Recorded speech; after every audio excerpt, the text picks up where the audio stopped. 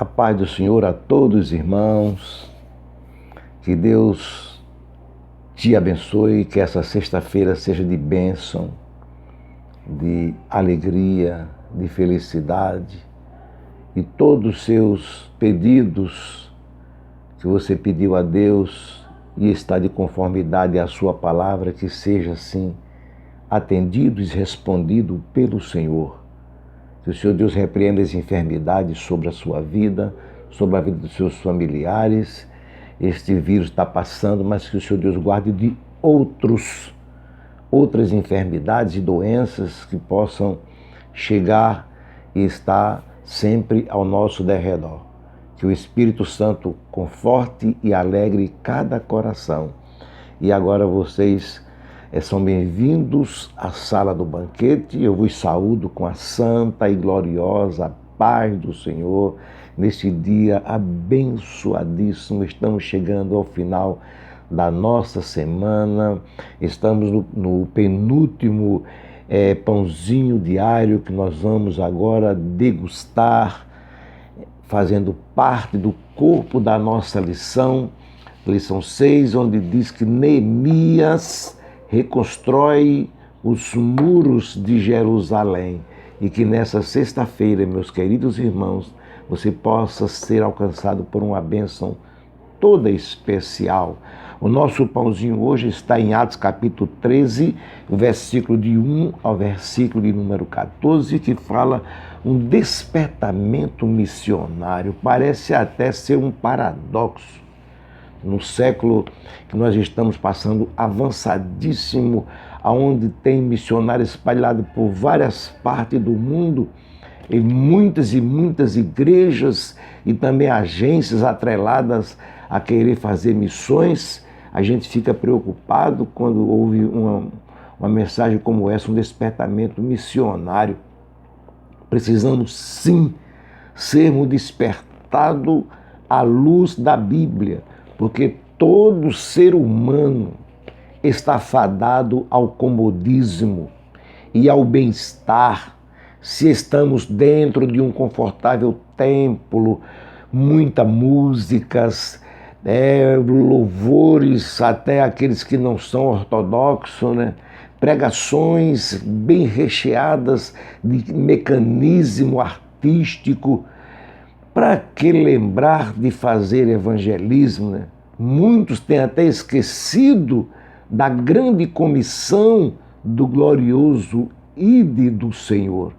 Eu estou bem, estou dentro tem uma orquestra, tem filmagem, estou na mídia, eu estou ao vivo. Os cultos agora tornaram-se, devido às lives, é muito importante isso, não sou contra, jamais. Mas a gente não pode apenas olhar por esse ângulo e se acomodar de jeito nenhum. Muitos têm até esquecido que têm almas a perecer. Infelizmente, irmãos, muitos pensam e agem assim. Eles pensam que fazendo 4 marmitas, distribuir umas cestinhas básicas e postar no Instagram, no YouTube, no Facebook, tá ótimo. Tá bom, eu já fiz. Não podemos transformar a igreja em cooperativas bem organizadas. A igreja é muito mais do que isso. Mas muito dentro da própria igreja estão se perdendo, até aqueles que estão envolvidos em fazer as marmitas e distribuir cestas básicas, não são ensinados o verdadeiro padrão de vida. A igreja não é uma sociedade nem uma cooperativa. Eu volto a dizer enfaticamente, como disse Paulo, a igreja é a coluna e firmeza da verdade, a coluna do Deus vivo, a igreja do Deus vivo. Não é simplesmente uma organização. Por isso a obra missionária ela tem sofrido muito. A obra missionária ela teve o seu início com Jesus, foi o grande modelo e é o grande modelo da obra missionária. Depois foi seguido pelos apóstolos e as igrejas da sua época. E o importante é que eles faziam a conexão entre o fazer missões e a vinda de Jesus. Eles não podiam perder de vista isso. Fazer missões sem pensar no arrebatamento, fazer missões apenas para acudir, socorrer vidas que estão com fome e doentes. Não, isso aí muitos fazem. Missões é socorrer, sim, primeiro a alma e dar o sustento, vamos dizer assim, ordinário, sustento de alimentos, de roupas, mas primeiro é a alma. Quando aquele paralítico chegou diante de Jesus, Jesus não disse assim, você vai andar, não, disse, perdoados estão os teus pecados. E nós temos esquecido vamos dizer assim, do modelo que Jesus ensinou. Então veja bem que eles faziam a conexão entre fazer missões e a vinda de Jesus. Era uma coisa que eles tinham em mente que não podiam perder de vista. O arrebatamento da igreja é um tema esquecido, porém é o tema do bom pregador, o Calvário. Pregamos Jesus Cristo na cruz do Calvário, mas também pregamos Ele voltando para buscar a sua amada igreja. Presenciamos hoje muitos movimentos que usam o tema de missões. Você irmão sabe que é isso. Muitos movimentos, mas o comportamento é bem diferente da essência missionária. É mais um comércio do que missões.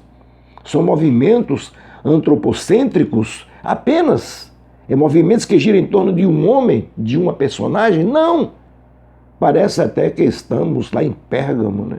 Na Ásia Menor, uma igreja casada com o mundo. Não.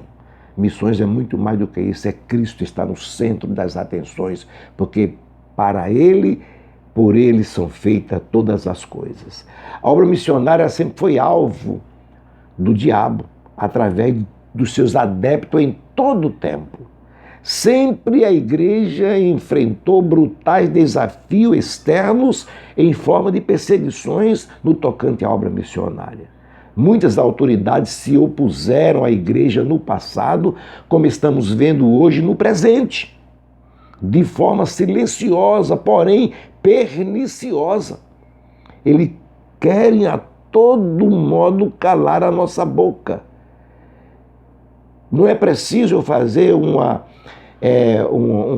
corrida, como diz aí, uma passeata para Jesus. Jesus não quer isso, não. Para quê? A marcha para Jesus. A marcha que Jesus quer é fazer missões, não é arruaça nas ruas com bandeira, não. É ir lá no recôncavo dos calabouços, onde tem muitas vidas morrendo. Estão confundindo as coisas. E quando nós confundimos as coisas, nós ficamos confundidos. Não precisamos de marcha para Jesus. Isso é política. E a igreja não é política, a igreja é coluna e firmeza da verdade. Ela pertence ao Senhor. Quando não bastasse os ataques externos pelas autoridades que têm muitas e muitas vezes tentado barrar a nossa marcha, em direção às almas perdidas, as autoridades descomprometidas com Deus e comprometidas com o diabo.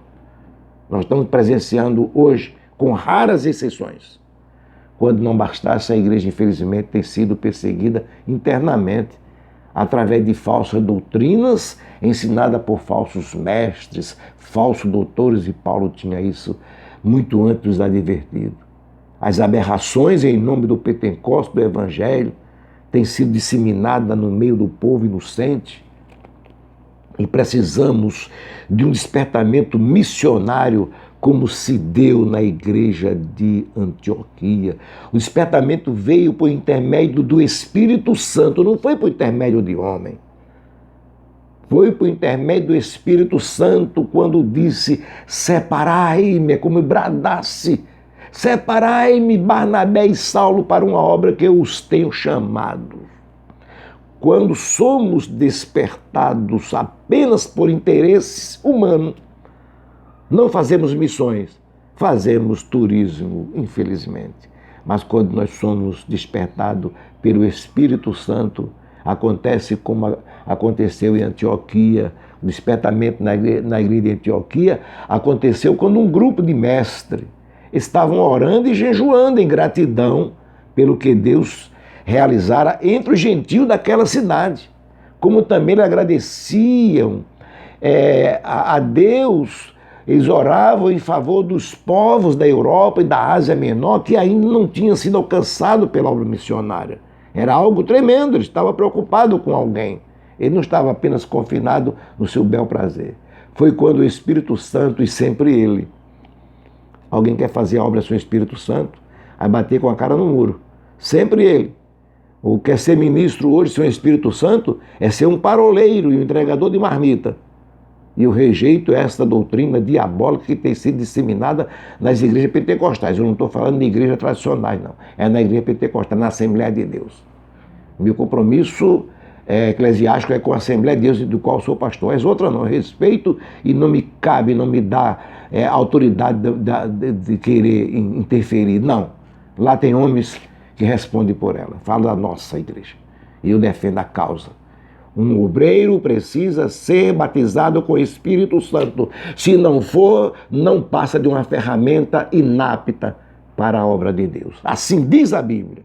Eu desafio qualquer um sentar comigo e a gente debater sobre isso. Seja ele doutor ou não. Tá? A Bíblia é o nosso manual. Então veja bem, quando disse o Espírito Santo, ele bradou: separai-me Saulo e Barnabé para a obra que eu tenho chamado.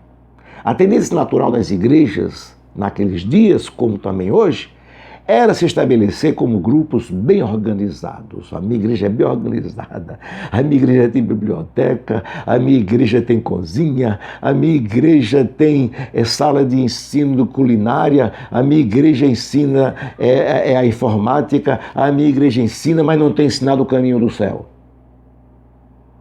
Essa que é a verdade. E eu digo de cátedra porque conheço muitas, não tenho nada a ver com a direção, mas eu digo muitas que são Assembleia de Deus e têm deturpado esta ordem de fazer missões. Fazer missões nem encher um ônibus e ir numa cidade e entregar um monte de roupa usada. Não! Fazer missões é muito mais do que isso. O despertamento missionário ela tem que ser como Deus se deu em Antioquia. Naquela época ele estabelecia em grupo organizado, não se preocupava e não dava muita importância à expansão missionária. Isso aconteceu no princípio e devemos ter cuidado a isso. E o que aconteceu? A igreja em Jerusalém começou a se acomodar como um grupo organizado, centralizando as suas atenções naquela cidade. Está tudo bem aqui, fomos batizados com o Espírito Santo, falamos em línguas, sentimos a presença e para quê? Aí Deus resolveu, e quando Deus resolve, meu irmão, quando Deus resolve para punir, Ele pune também, quando Ele resolve para abençoar, Ele abençoa. E Deus resolveu quebrar aquela organização, fazendo em pedaços e espalhando por toda a Palestina. Pulverizou. E agora, diante dos ministros de Antioquia, Deus retirou 2 para realizar a sua obra. Estava lá orando, preocupado, precisamos urgentemente de despertarmos. Os dias correm velozmente e nada temos feito. Só mesmo grupos buscando organização. Ouço tanto se falar em projetos para fazer obras missionárias, cursos e mais cursos são elaborados para resgatar. E em contrapartida, muitas almas estão perecendo e o Espírito hoje... O Espírito Santo ainda brada, como bradou para Isaías, a quem enviarei. Eu tenho que me preparar para ganhar alguém? Eu já fui ganho por Jesus, e um missionário que veio da África, na nossa igreja, ele disse: eu fui salvo para salvar. Deus sempre prepara um José, Deus sempre prepara uma Esté para salvar o povo do seu tempo. E por que não você? Não fique esperando aí por uma experiência diferente. Não, creia na Santa Palavra de Deus. Nela está a ordem, ide. E você pode visualizar nestas 3 letras o dedo de Deus apontando para você, dizendo: avance. Avance, faça a diferença. Não pense que gastar o seu tempo ou a sua vida em lugares difíceis, levando a mensagem da cruz, seja um desperdício. Não. Jesus não pensou assim quando ele se esvaziou da sua glória para se fazer homem, para resgatar os homens que estavam perdidos. E entre eles, eu. Ele não pensou. Obedecer o ídolo glorioso de Jesus, meus irmãos, não é apenas um simples mandamento. É uma declaração de amor a quem amou primeiro. Amou até a morte para nos dar vida. Ouça o desafio, ide e faça a diferença. Não espere fazer um curso de missiologia que leva no mínimo 2 anos, que equivale a 730 dias. E agora calcule quantos morrem por dia nas drogas, no crime e na prostituição.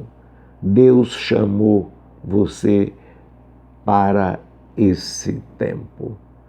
Seja despertado em nome de Jesus. Neste espaço, focados na EBD, compartilhe este vídeo, deixe o seu like, se inscreva e peça para outros escreverem. Para quê, pastor? Para que outras vidas sejam aceitas. Muitas vezes são palavras duras, que às vezes a gente não quer aceitar, mas o bisturi também é duro, mas é necessário o médico usar para que o paciente tenha vida. Um abraço, a paz do Senhor e até a próxima, em nome de Jesus.